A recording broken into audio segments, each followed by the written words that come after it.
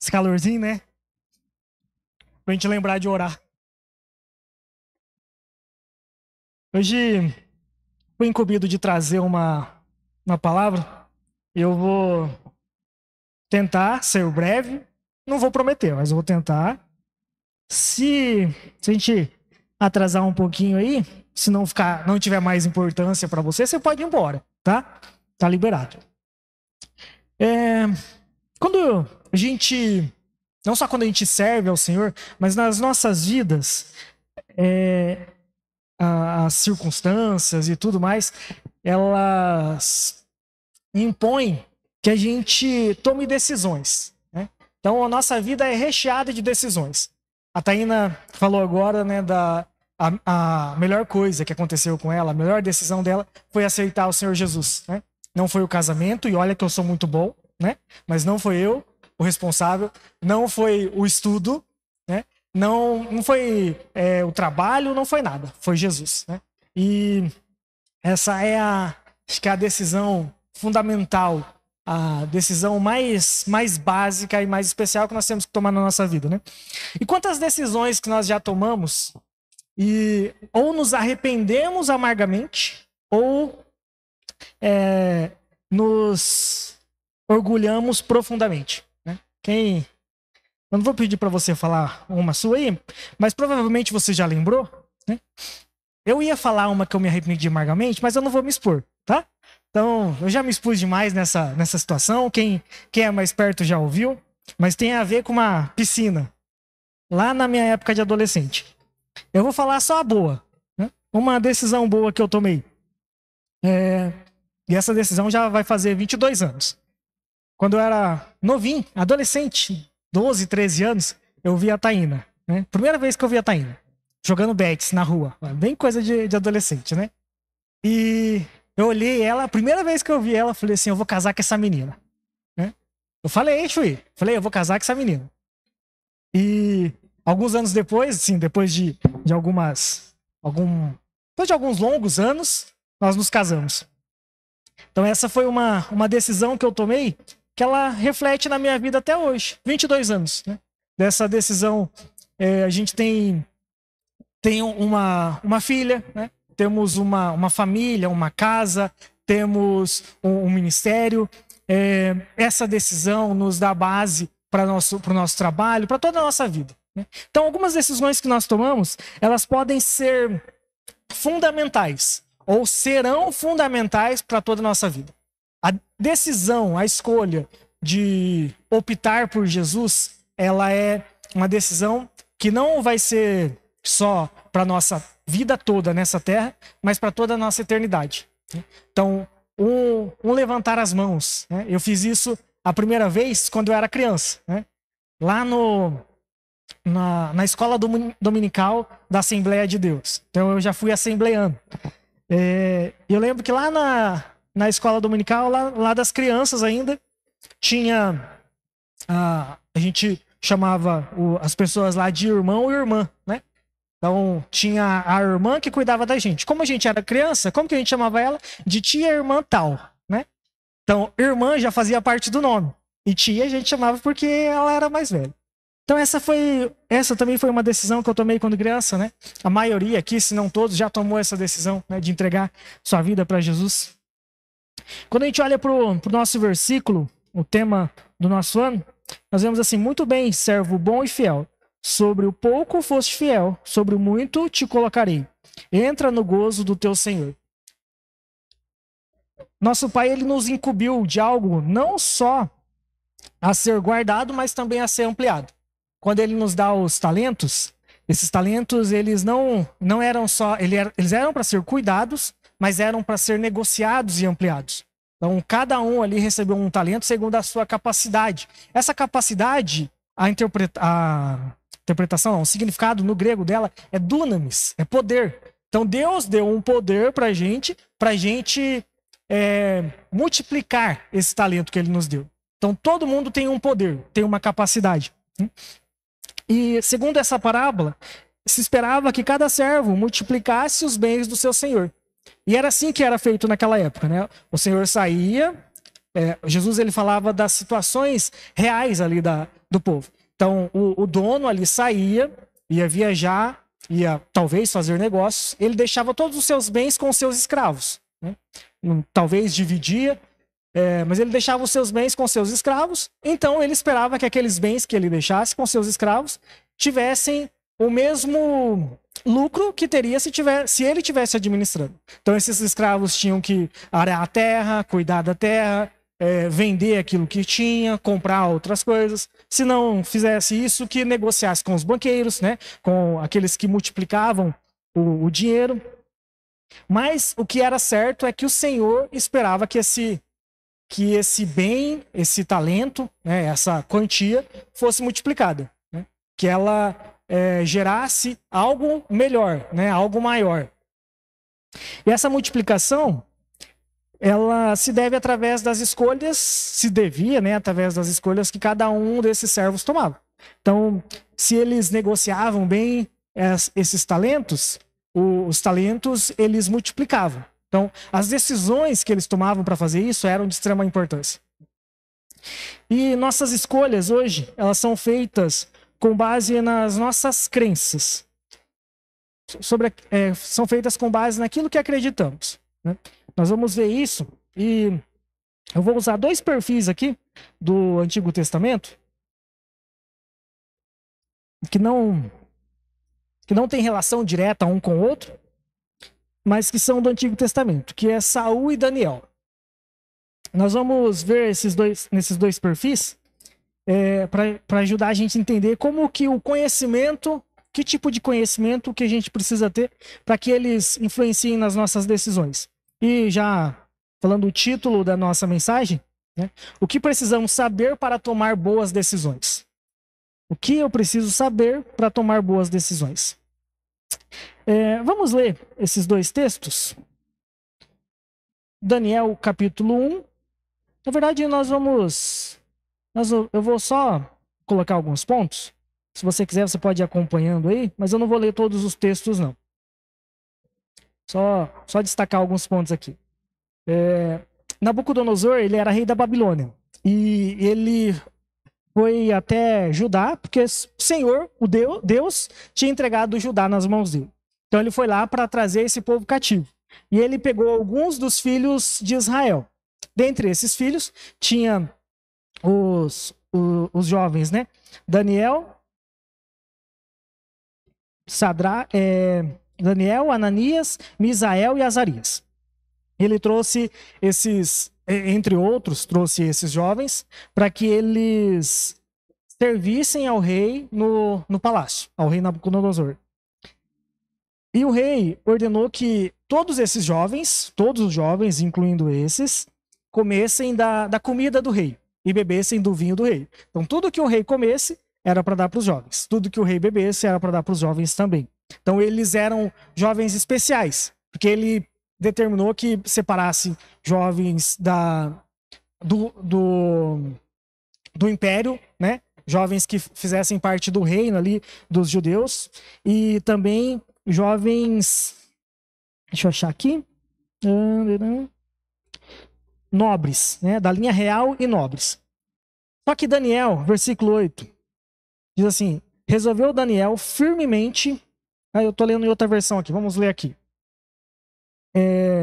Daniel 1:8. Daniel, porém, decidiu não se contaminar com a comida e o vinho que o rei lhes tinha dado. Pediu permissão ao chefe dos oficiais para não comer esses alimentos, a fim de não se contaminar. E ele fez esse teste, né? O responsável ali por eles falou: se a gente fizer isso, vocês vão ficar mais fracos e o rei vai cortar minha cabeça, né? E se vai cortar a minha, pode ser que corte, imagino eu, né? Que pode ser que a vida desses 4, né, fique em perigo também. Mas aí Daniel falou: vamos fazer um teste aí de 10 dias para comer só legumes e beber água. No fim desses 10 dias, a sua aparência era melhor e eles estavam mais robustos do que todos os jovens que comiam das finas iguarias do rei. Então eles estavam melhores do que os outros jovens que comiam daquilo que o rei também comia. E o outro texto, o outro perfil que nós vamos analisar, está lá em 1 Samuel, capítulo 13. Também vou colocar só alguns pontos aqui para a gente comentar. E talvez vamos ler alguns textos. 1 Samuel 13.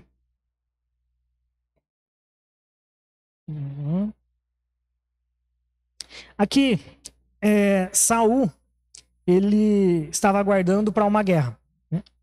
E aqui no versículo 5 fala assim, ó, eu estou lendo na Almeida, Revista Atualizada. Reuniram-se os filisteus para pelejar contra Israel. 30.000 carros e 6.000 cavaleiros, e povo em multidão como areia que está à beira-mar. Então, os filisteus iam enfrentar o povo de Israel. E Saul, vendo que... E o povo, vendo que os filisteus iam vir ao encontro deles, eles começaram a se esconder, né? Saul, lá no versículo 8, assim, esperou Saul 7 dias segundo o prazo determinado por Samuel. Não vindo, porém, Samuel a Gilgal, o povo se espalhou, foi se espalhando dali. Então disse Saul, trazei-me aqui o holocausto e ofertas pacíficas. E ofereceu o holocausto. Mal acabaram de oferecer o holocausto, eis que chega Samuel. Ele diz, Saul, eis que chega Samuel. Saul lhe saiu ao encontro para o saudar. Samuel perguntou, o que fizeste? Respondeu Saul, vendo que o povo ia se espalhando daqui, e tu não vinhas nos ajudar, que tu não vinhas nos dias aprazados, e que os filisteus já tinham ajuntado em Micmas, eu disse comigo, agora descerão os filisteus contra mim a Gilgal, e ainda não obtive benevolência do Senhor. E forçados pelas circunstâncias, oferecia holocaustos. Então Samuel disse a Saul, procedestes neciamente em guardar o mandamento que o Senhor teu Deus te ordenou. Até aqui. Nós temos dois cabras aqui. Um que tinha por volta de 30 anos, que é Saul, e outro talvez mais novo. Não pesquisei a idade de Daniel, né? E eles tinham decisões importantes para tomar. E o primeiro ponto que nós precisamos de conhecer, a primeira coisa que nós precisamos entender é que nós precisamos conhecer a palavra, conhecer e praticar. Todo israelita, ele era instruído a conhecer a Bíblia, a palavra de Deus que eles tinham ali, o Pentateuco. Então, muito provavelmente, eles sabiam de cor, né, o Pentateuco. Eles sabiam as leis. Levítico, Número, Deuteronômios. Tem ali algumas leis que Deus estabelece para eles. Nós vamos ver que algumas leis que Deus estabelece ali estavam aqui que eles deveriam observar. Então, toda a história de Israel, toda a história da criação, tudo da descendência do povo hebreu, tudo dos rituais, né, das festas, tudo eles deviam saber. Para eles, a lei de Deus é como para nós hoje as nossas leis, como são a Constituição Federal, as leis. Então nós temos leis municipais que devemos observar, temos leis de trânsito. Então a lei do povo dos hebreus, dos israelitas, se confunde com a própria Bíblia. Então não tem uma lei diferente para eles.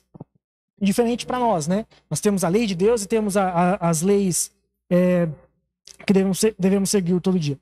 Então, tanto Saul quanto Daniel conheciam a palavra de Deus. E talvez fossem profundamente conhecedores da palavra de Deus. Eles não eram uns pia ruim de Bíblia. Eles sabiam o que a Bíblia estava dizendo, a Bíblia daquele tempo, né? Então, eles conheciam o Pentateuco. O Pentateuco, ele era ensinado nas famílias, nas casas, desde cedo. As crianças sabiam o Pentateuco, sabiam sobre a criação. A gente não sabe de cor a criação. Quem sabe de cor os dias da criação? Pode levantar a mão sem medo. Vocês viram que os pastores não levantaram a mão? Só para denunciar aqui. A gente confunde. Não é que a gente não sabe, mas a gente confunde. Né? Mas os israelitas daquela época, eles sabiam. Primeiro dia foi assim, segundo dia. Se perguntasse direto pro quarto dia, eles sabiam o que Deus fez no quarto dia. Então, os dois aqui provavelmente eram profundos conhecedores da palavra de Deus, da palavra que eles tinham ali.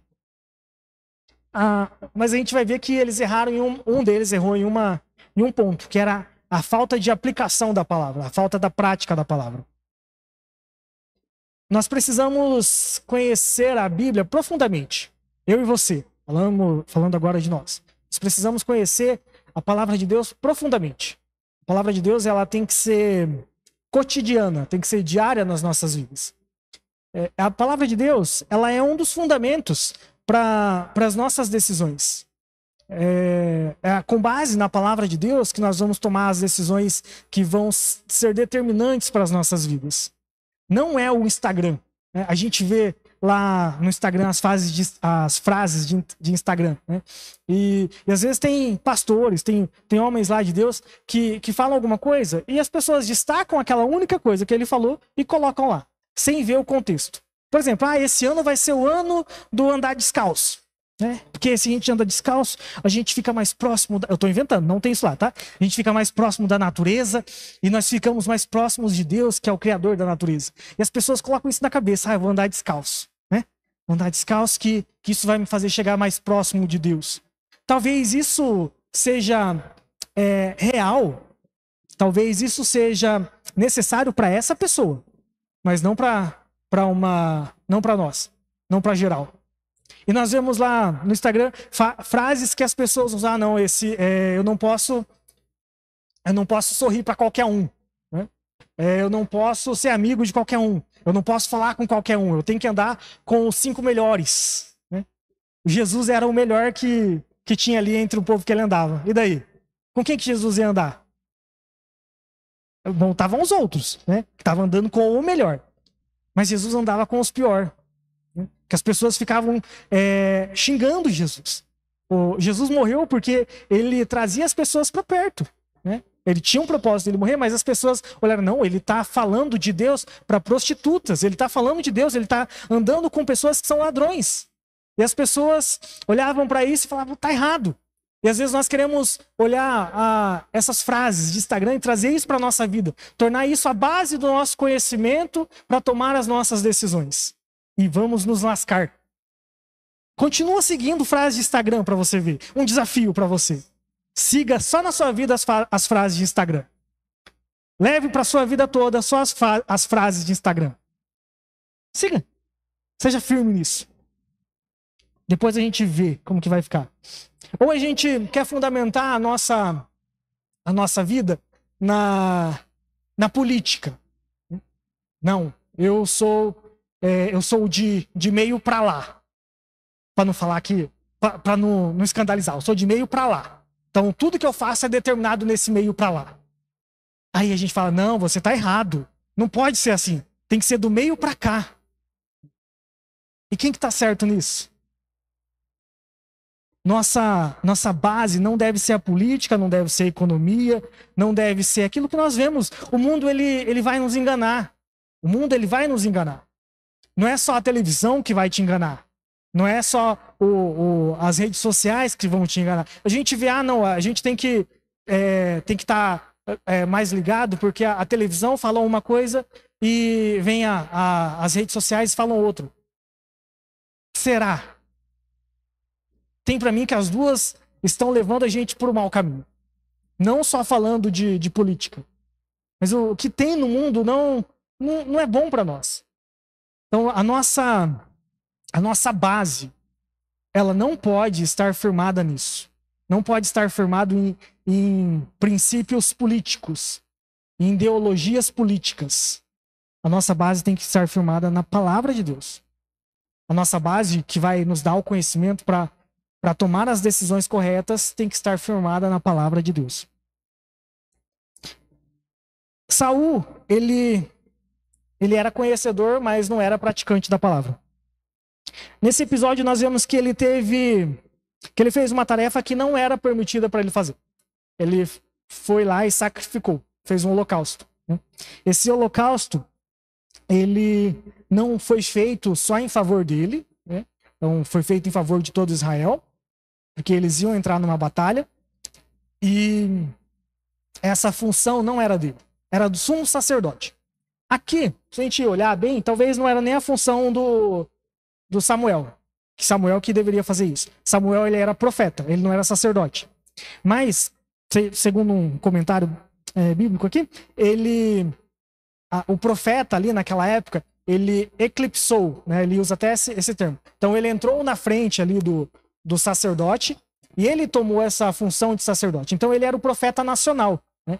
Ele trazia ali as palavras de forma nacional. Então ele tinha certa capacidade para fazer aquilo e ele era da tribo de Levi, né? Que autorizava ele fazer aquilo. Saul não.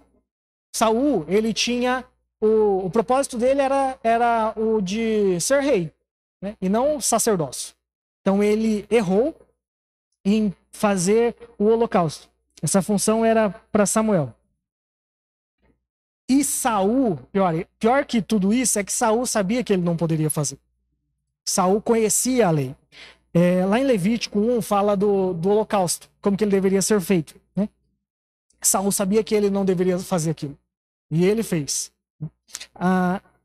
Não fica muito claro se foi o próprio Saul que fez ou se ele usou um sacerdote ali para fazer, mas o que está claro é que ele errou, né? Ele deveria esperar Samuel.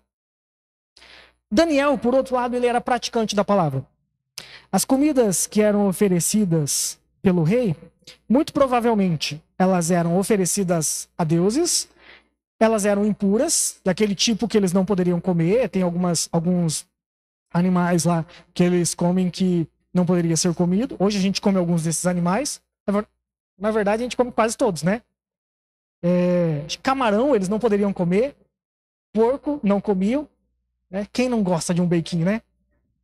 Imagina, se eu fosse daquela época, tava lascado. Então, alguns animais para eles eram impuros. Eles não poderiam comer. E tinham também um preparo adequado, né? E nesse caso, talvez tivesse um preparo inadequado, com presença de sangue nos alimentos. E Daniel, ele não queria se contaminar, né? Ele tinha esse princípio estabelecido na vida dele, né? Eu vou comer aquilo que Deus falou que eu posso comer. Então esse princípio estava estabelecido na vida dele. E aquilo ia contra esse princípio. E Daniel, ele não queria ir contra esse princípio. Ele foi firme, né? A palavra de Deus diz isso, eu conheço a palavra, e eu sei que não só eu tenho que seguir dessa forma, mas se eu não seguir, pode acontecer isso. Então, eu fico imaginando, né? Os dois estavam em uma situação bem ruim. Saul estava para enfrentar, na verdade, às vezes, até para, possivelmente, na cabeça dele, ser derrotado pelos filisteus. Daniel tinha acabado de chegar. Imagina, um jovem acabou de chegar em um reino que conquistou ele, e a primeira coisa que ele quer fazer é sentar na janela. Ele fala, eu não quero comer a comida do rei. Eu não vou comer a comida do rei. E se ele insistisse firmemente nisso, sem um favor de Deus, ele ia morrer. Certamente ele ia morrer. Então ele arriscou a vida dele para cumprir um princípio bíblico. Às vezes a gente, lá no nosso trabalho, assim, ó, o exemplo mais comum, né? Gente que trabalha para os outros. Alguém liga e fala, tal pessoa quer falar com você. Aí tal pessoa quer falar com o chefe. O chefe fala assim, nossa, essa pessoa é chata. É o Danilo? Não, fala que eu não vou atender, não. Aí, você volta lá e fala, ó, o chefe falou que ele falou que não tá aqui, né? Ou a gente muda. O chefe não tá aqui. Ele acabou de sair. E deixamos de cumprir um princípio bíblico ali. E esse é o mais simples, né? Talvez seja até perdoado, né? Mas a gente enfrenta outros dilemas aí na nossa vida que não tem não tem muito a ver com o trabalho, que nós deixamos passar. Nós não observamos princípios bíblicos. Nós olhamos para esses confrontos, né, que a vida nos traz e pensamos, não dá para fazer isso. Se eu fizer isso, eu vou ficar mal com os meus amigos. Se eu fizer isso, se eu não fizer uma venda casada aqui, não vai sair o bônus do final do mês. E são coisas pequenas. Às vezes não é nenhuma coisa muito grande, não é nenhuma mentira, não é nenhuma traição, mas coisinhas pequenas. E essas pequenas coisas, quando a gente vê lá o nosso tema, né? Quando a gente é fiel no pouco, né? Quando a gente, o contrário também é verdadeiro. Quando a gente é infiel no pouco, né? Então vamos pouco a pouco sendo infiéis, né? Isso a palavra de Deus não quer dizer bem assim. Vamos interpretar direito a palavra de Deus. A gente, como já é ensinado aqui há algum tempo, só existe uma interpretação para o texto bíblico. Aí a aplicação que nós fazemos, às vezes, de forma equivocada, mas a interpretação é só uma. E a gente deixa essas coisinhas poucas aí, o pastor Lucim falava, né? Nada a ver, né? Não tem nada a ver. Né? Não, isso aqui não tem nada a ver. Ficar não tem nada a ver. Talvez não tenha nada a ver mesmo. Né? Eu vou ficar com outra pessoa ali. Pode ser que não. Né? Eu não me arrisquei. Nós tivemos só um parceiro, né? Eu e a Taina. E foi eu e ela. Né? Nós não arriscamos. Ficamos nessa. E as pessoas falam, não tem nada a ver, né? Não tem nada a ver. Aí o pastor Lucim falava já há alguns anos, né?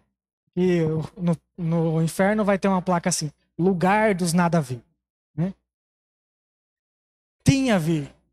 Tem muito a ver. Os pequenos princípios, as pequenas coisas que nós deixamos de observar a palavra de Deus vão nos custar caro. As pequenas decisões erradas que tomamos vão nos custar caro no final. Daniel, ele preferiu arriscar a sua existência a contrariar o princípio estabelecido por Deus. Então, gente, sempre, toda a nossa vida, nós vamos ser confrontados a nos posicionar sobre a nossa fé, sobre a fé que confessamos, sobre aquilo que acreditamos. E nos manter fiéis a essa confissão, nos manter fiéis ao nosso Senhor, pode custar caro, talvez custe algum preço que nós não queremos pagar. Por isso nós devemos ter a palavra fundamentada nas nossas vidas. Se as decisões que nós temos tomado, essas escolhas que nós temos feito, não têm causado espanto ao mundo, não têm nos separado do mundo, não têm nos excluído das rodas, se essas decisões que nós temos tomado têm sido assim, não tem mudado nada, não tem dificultado um pouco as nossas vidas, talvez nossas escolhas não estejam sendo pautadas na palavra de Deus. Talvez essas escolhas estão sendo pautadas no nosso orgulho, no nosso conforto, naquilo que nós achamos que a palavra deveria ser e não aquilo que ela é. Então, se a vida parece muito fácil, né?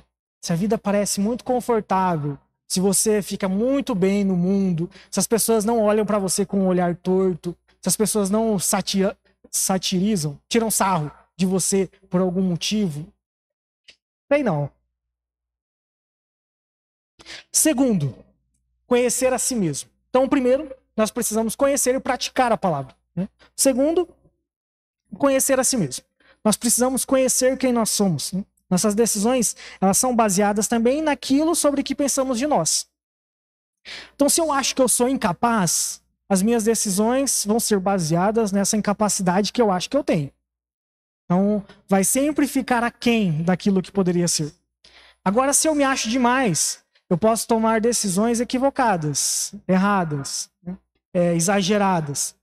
Posso meter os pés pelas mãos.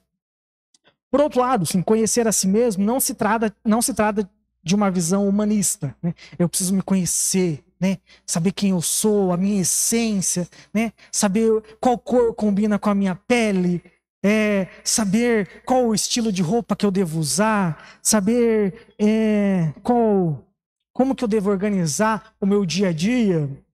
Pode ser que seja relevante para alguma coisa, mas esse conhecimento, ele deriva daquilo que o próprio Senhor Jesus fez por nós, da sua obra salvadora. Então eu preciso conhecer que Jesus morreu e morreu no meu lugar, para que eu tivesse vida, e ele ressuscitou, e eu ressuscitei também. E ele me tirou do pecado para viver uma vida de santidade. E hoje eu não sou mais pecador, mas sim santo. Eu preciso reconhecer que eu não sou mais criatura, mas eu sou um filho. Então eu preciso reconhecer, saber que na minha essência, a minha natureza, ela mudou. Eu não sou mais um pecador, eu não sou mais uma pessoa do mundo, eu não devo pensar mais nas coisas de uma maneira terrena, de uma maneira superficial, de uma maneira a curto prazo. Nós vivemos a longo prazo. Nós não devemos viver pensando só aqui. Eu não devo viver pensando só na reforma da minha casa. Eu estou reformando a minha casa. Mas não só nisso, e o seu Geraldo está fazendo um bom trabalho, inclusive, um excelente trabalho. Então, eu não devo pensar que a minha vida ela está limitada só aos meus 100 anos, 80, quem sabe? Vamos colocar aí 100, né? Porque tem gente que já está perto dos 80. Então, a minha vida não deve ser limitada a só isso. Nós vivemos para uma eternidade. Nós já estamos vivendo o reino de Deus. O reino de Deus ele já foi estabelecido e eu e você que confessamos o Senhor como Senhor e Salvador das nossas vidas, nós já vivemos nesse reino. Então a nossa vida, ela não deve ser vivida pensando no agora, pensando nesse momento, pensando no problema que eu estou passando. A nossa vida deve ser vivida pensando em toda uma eternidade. Pensando nas pessoas que estão ao meu redor e vão para a eternidade comigo ou não. Talvez elas vão e eu não. Talvez eu vou e elas não. Mas a gente tem que viver pensando nisso. Pensar nas coisas do alto. E para a gente ter esse pensamento, para a gente ter essa visão de um mundo futuro, de um mundo da certeza do que vamos viver, nós precisamos entender que nós não somos mais as mesmas pessoas. Jesus me salvou e mudou a minha vida. Ponto. Agora eu preciso viver de uma maneira como uma pessoa salva, como uma pessoa santa vive. Eu não devo viver mais da forma que eu vivia. Se eu tinha uma doença quando eu era do mundo e eu ainda continuo com essa doença, a minha forma de enfrentar essa doença tem que ser diferente. Se eu tinha um problema no meu casamento antes de encontrar Jesus e eu ainda continuo com esse problema no meu casamento depois de encontrar Jesus, a minha forma de enfrentar esse problema no meu casamento tem que ser diferente. Os problemas podem continuar, mas a forma de enfrentar eles não. Você pode continuar tendo os mesmos problemas, porque você não é a melhor bolachinha do pacote. Mas a forma de enfrentar esses problemas tem que ser diferente. Você não é mais um prego, né? Tinha uma musiquinha que falava antes, eu era prego, o diabo me batia. Agora sou martelo, bato nele todo dia. Bate forte. Você não tem mais essa característica de prego. Você é martelo.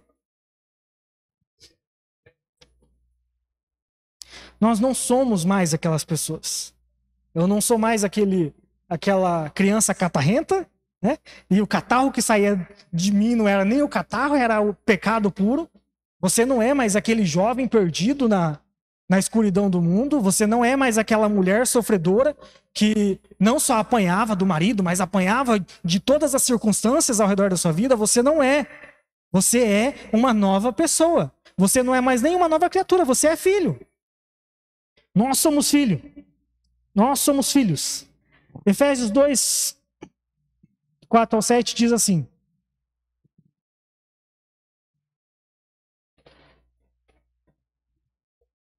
Mas Deus é tão rico em misericórdia que nos amou tanto que, embora estivéssemos mortos por causa dos nossos pecados, ele nos deu vida juntamente com Cristo.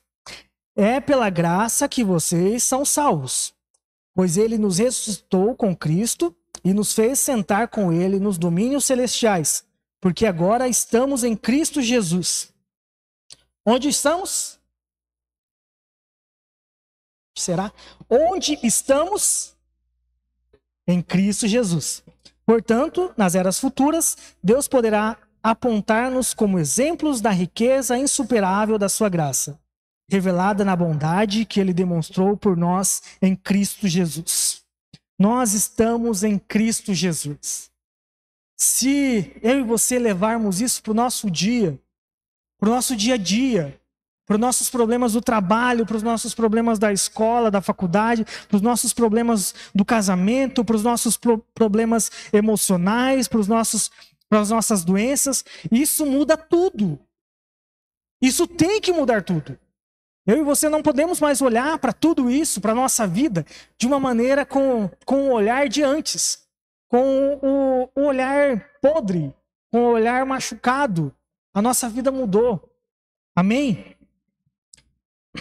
Quando sei quem sou em Cristo, tomo decisões relevantes que refletem o caráter de Cristo em mim. Nós precisamos tomar essas decisões. As decisões que nós vamos tomar no nosso trabalho, os nãos que vamos falar no nosso trabalho, os sims, tudo aquilo que nós vamos fazer, nós precisamos fazer isso para que o caráter de Jesus seja manifesto nas nossas vidas. Senão, não vale a pena. Quando a gente olha para esses dois perfis, lá do Antigo Testamento, olhando pela ótica do Antigo Testamento, Saul, ele não tinha uma identidade firmada. Ele era rei, mas estava atuando como sacerdote. Ele não... Parece que não sei, sabe aquela frase? Parece que não sei, né?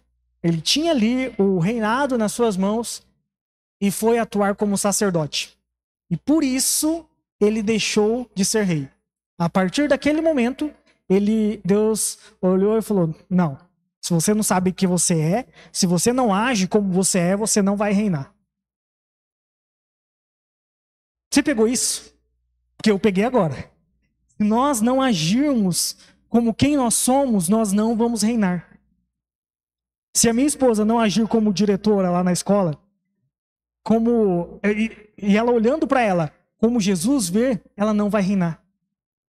Se o Danilo, pastor Danilo, não agir lá no trabalho dele, olhando para ele como Deus olha para ele, ele não vai reinar. Nós precisamos saber quem nós somos para que possamos reinar nesse mundo. Deus nos chamou para reinar, para governar, para estabelecer. O reino dele é para ser expandido, da mesma forma que o talento. O reino dele é para ser expandido. Deus quer expandir o seu reino. Quer que pessoas sejam não só adoradoras dele. Deus não é egoísta que quer adoração. Deus quer que as pessoas sejam salvas, que as pessoas tenham liberdade, que as pessoas tenham prazer, que as pessoas tenham vida e tenham vida em abundância. Deus quer isso. Mas se nós não soubermos quem somos, isso não vai acontecer através das nossas vidas. Nós precisamos saber quem somos. Você precisa saber quem você é em Cristo, para que você possa reinar. Daniel, por outro lado, ele sabia quem ele era. Daniel, o nome Daniel pode significar príncipe ou juiz de Deus, ou Deus é o juiz. Né? Tem essas duas definições. Beltesazar, que foi o nome que escolheram para Daniel, pode significar príncipe de Bel, e esse Bel era um deus babilônico, ou Bel protege sua vida. Pode ter esses dois significados. Independente de quais sejam significados, tanto de Daniel quanto de Beltesazar, o certo é que o nome Beltesazar tinha o objetivo de modificar a identidade de Daniel, como também dos outros rapazes. Esse nome que ordenaram ali, que fosse colocado neles, era para modificar a identidade deles. Mas Daniel era esperto. Né? Ele falou, não, ele pode até me chamar de Beltesazar, mas na minha essência eu sei quem sou. Eu sou o Daniel. Eu sou o príncipe de Deus. O Deus é o meu juiz. Daniel sabia exatamente quem ele era. E com base nessa identidade que ele tinha, ele agia. Então, na minha identidade, a minha identidade real é que eu sou o Daniel, que eu faço parte do reino de Deus, e não do reino de Nabucodonosor. Eu faço parte do reino de Judá, não do reino da Babilônia. O meu rei, a minha essência, a minha vida está em Judá, não na Babilônia. E dessa forma ele agia. Hoje nós temos estamos na mesma situação de Daniel. Nós temos um reino. O reino de Deus ele já está estabelecido. Tem um termo teológico, que se eu não me engano, diz que tem algumas coisas na Bíblia que é assim, o já é e o ainda não. O reino de Deus é a mesma coisa. O reino de Deus já é, então ele já está estabelecido, e tem o reino de Deus que ainda não, que vai se estabelecer com a volta de Jesus. Então nós já vivemos no reino de Deus. Nós já fazemos parte do reino de Deus. Nós já temos a constituição do reino de Deus. Já temos as ordens do reino de Deus. Mas vivemos na Babilônia, no mundo. Então a Babilônia não pode definir aquilo que nós fazemos. O mundo não pode ser relevante, não pode definir aquilo que nós fazemos. A ponto de alterar a nossa identidade. Nós precisamos constantemente lembrar disso. Que a nossa identidade ela está firmada em Jesus. Terceiro ponto. E estamos encaminhando aí para o fim. O terceiro conhecimento que nós precisamos ter para tomar decisões para a vida toda é conhecimento de Deus. Quando a gente fala em conhecer alguém, isso deve vir com relacionamento, certo? Eu pensei num exemplo bem legal aqui para dar para vocês. Entre sogras e genros ou noras. Zilda. Vou pegar a Zilda aqui. Primeira vez que você viu esse rapazinho aí. Assim, foi boa? Causou uma boa impressão? Não ouvi.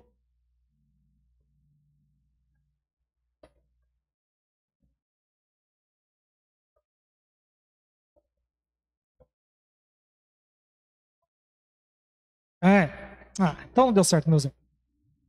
Mas vamos imaginar que a Zilda olhou pro rapazinho aqui, pro Ad, e falou: ih, sei não. Né? Quem é casado, tá namorando aí, já teve algum problema desse com a sogra? Com o genro? Chui, foi tranquilo? Sua chegada na família aí? Foi? Deus está vendo. Pode ser que a sua sogra, o seu sogro, olhou para você e falou: aí, sei não. Né?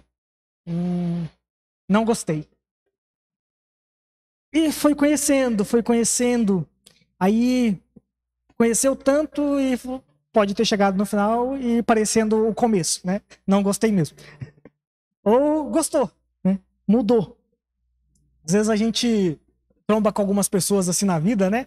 E fala: nossa, essa pessoa do narizinho torto aí, né? Deve ser chata. Eu que não quero andar com essa pessoa. Passa algum tempo de convívio, tá lá abraçado, né? Fala: vamos lá em casa, tomar um café, fazer um entrecô. Como que é o nome? Entrecô? Hein? Entreveiro, vamos lá em casa fazer um entreveiro. E às vezes o relacionamento pode ser assim, né? E com Deus pode ser assim também. Às vezes a gente olha para Deus e fala: sei não, acho que Deus não vai me aceitar desse jeito. Né? Eu não conheço a palavra de Deus, eu não sei quem eu sou, não sou ninguém em Jesus, e Deus não vai me aceitar assim. Como que Deus vai me amar dessa forma? Como que Deus vai continuar me amando se eu mudei a forma como que eu estava vivendo? E conhecer a Deus envolve um relacionamento também. Nós devemos buscar Ele continuamente. Então, não trave no primeiro momento, achando que Deus não te ama, que Deus não quer ter um relacionamento com você. Deus quer ter um relacionamento conosco. Como que nós podemos nos relacionar com Deus? Três formas fundamentais, né? E não só essas, talvez tenha algumas outras, mas eu acho que no geral vai encaixar nessa daqui. Oração, palavra e comunhão. Oração é orando, tendo um tempo de devocional, ouvindo Deus. Às vezes uma música pode ser uma oração, uma boa música pode ser uma oração. Então, tendo esse relacionamento com Deus, não é um monólogo, deixa Deus falar com você, né? Pede para Deus falar com você. Então, essa pode ser uma forma. Segunda é a própria palavra de Deus. Então, a palavra de Deus, essa que nós separamos uma porção do nosso dia para lê-la, né? Para estudá-la, para deixá-la falar conosco. A palavra de Deus que é falada aqui no púlpito, a palavra de Deus através do grupo familiar. E terceira, a comunhão, né? Então, a comunhão com os irmãos, a comunhão na igreja, a comunhão no grupo familiar, a comunhão nos eventos. Isso nos leva a ter um relacionamento com Deus. Isso nos ajuda a ter um relacionamento com Deus. Saul, lá no versículo 13, ele fala que ele resolveu fazer o holocausto porque ele não buscou Deus, né? Porque ele ainda não tinha ouvido Deus. Só que mais do que isso, ele tinha uma visão distorcida de Deus. Para ele, Deus era um Deus que punia, né? Porque ele pensou, eu vou trazer essa oferta e Deus vai se agradar. Daí ele não vai punir o nosso povo. Ele não vai deixar que os filisteus derrotem o nosso povo. Para ele, interessava mais as suas ações do que o coração entregue a Deus. E nós sabemos desse texto que vem aquele famoso versículo que, deixa eu achar ele aqui.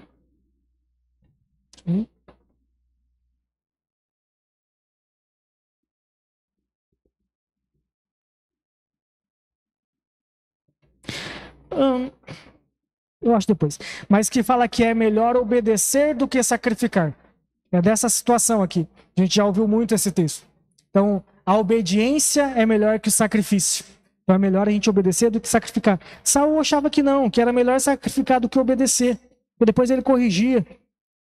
Talvez seja essa situação que a gente está vivendo, né? Deus quer algo grande de mim. Então, ele quer um sacrifício. Ele quer algo especial. Deus quer uma coisa de você. Quer que você o conheça. Quer que você tenha um relacionamento com ele. Daniel conhecia Deus. Daniel tinha um relacionamento com Deus. Capítulo 2 mostra que Daniel, ele orou para que ele pudesse interpretar os sonhos de Nabucodonosor. Nabucodonosor teve um sonho que deixou ele arrepiado e ninguém conseguia interpretar, e ele falou que ia matar todo mundo. Ia cortar a cabeça dos sábios.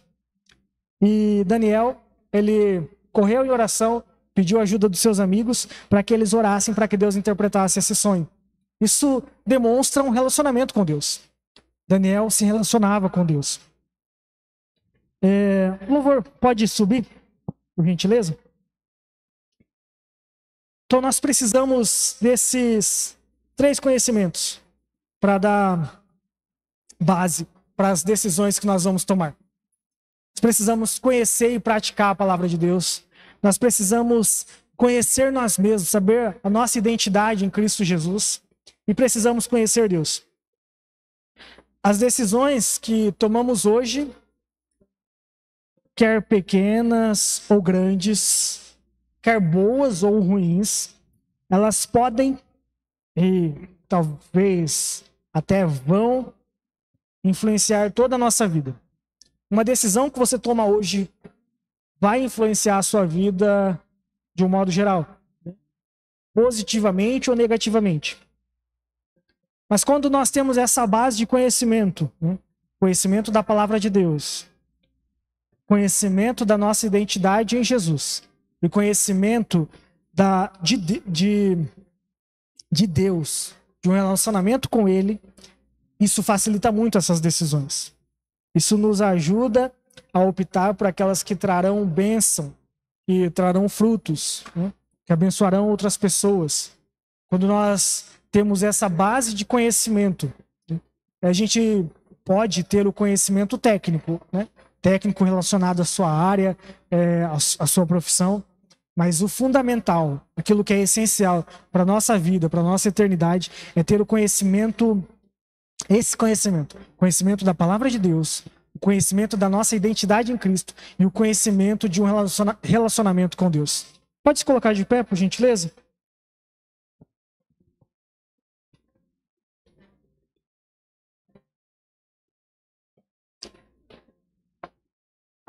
Eu gostaria que você tirasse um tempo para orar. Eu vou dar 2 orientações aqui de oração, se você achar que precisa. Primeiro, se arrepender pelas más escolhas que você fez, que podem estar influenciando a sua vida, e voltar atrás. Talvez você tenha feito escolhas ruins recentemente ou na sua vida, e essas escolhas estão trazendo maus frutos, maus momentos para a sua vida. Então se arrependa. Escolha hoje se arrepender dessas escolhas e voltar atrás. E escolher aquilo que é certo, aquilo que depende de Deus. Segundo, desejar conhecer mais a palavra de Deus, desejar conhecer mais a sua identidade em Cristo e desejar ter mais relacionamento com Deus. Ore, gaste um tempinho orando nessas questões.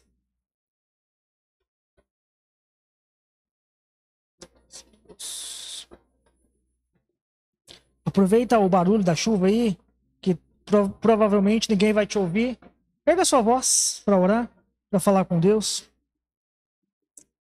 Sim, Deus. Sim, papai. Nós queremos fazer a boa escolha, Senhor.